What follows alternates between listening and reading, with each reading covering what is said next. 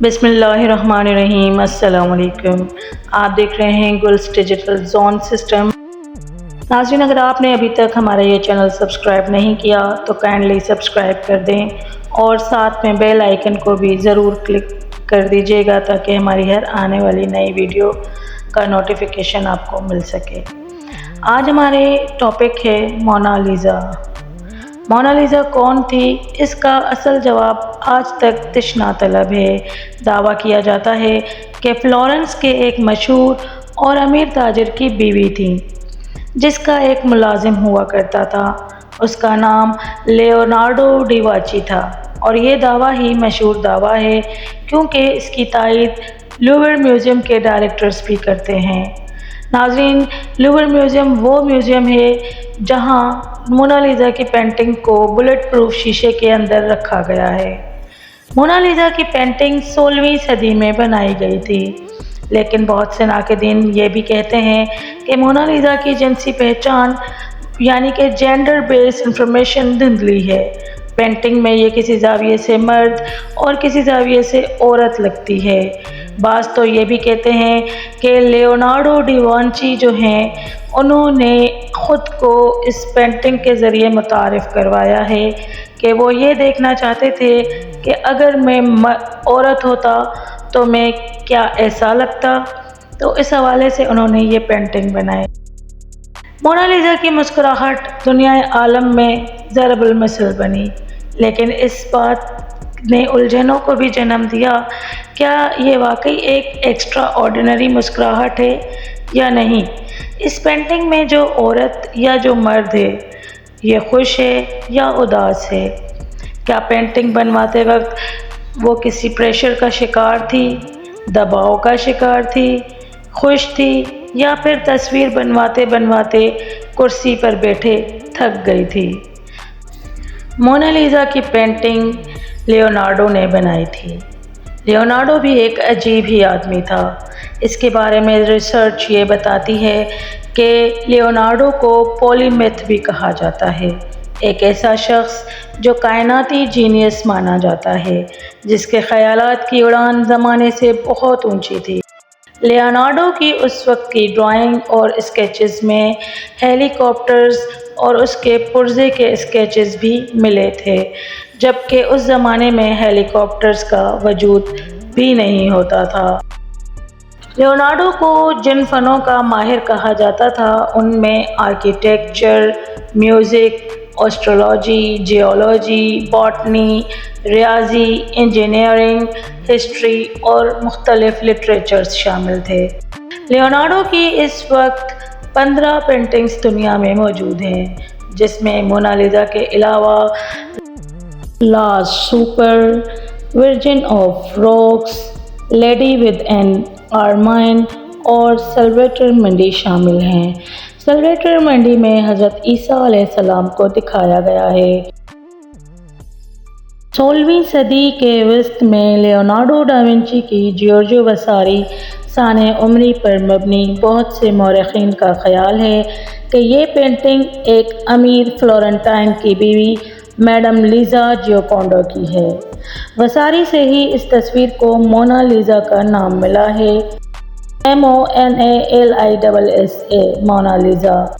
France میں madam کو Madonna کہا جاتا ہے، لیکن اطالوی زبان میں مونا کہا جاتا ہے، تو اس طرح سے اس کا مطلب مونا لیزا پڑ گیا۔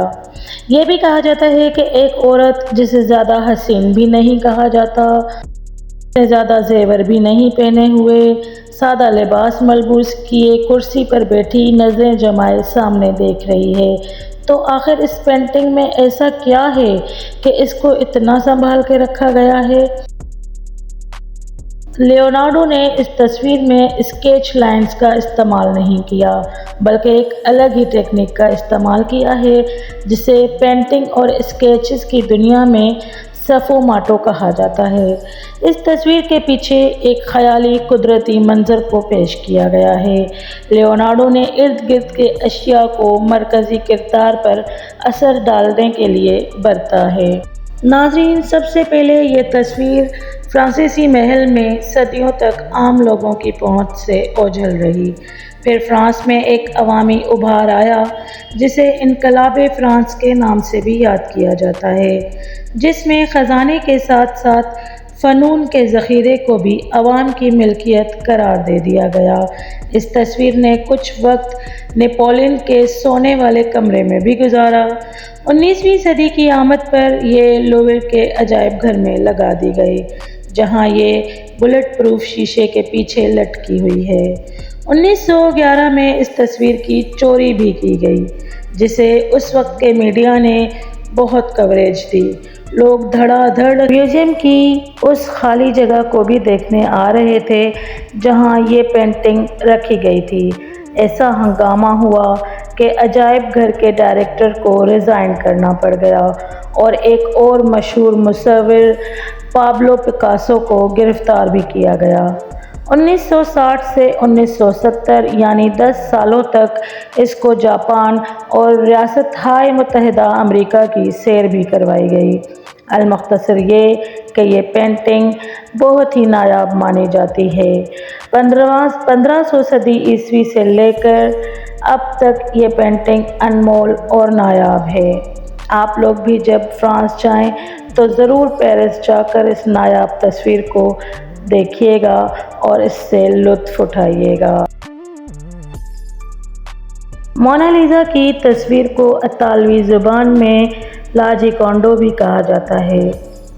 اس تصویر میں عورت مسکراتی ہوئی دکھائی گئی ہے، لیکن سب کو یہ مسکراتی ہوئی نظر نہیں آتی، بلکہ کسی کسی سیاح اور مداح کو یہ اداس بھی نظر آتی ہے۔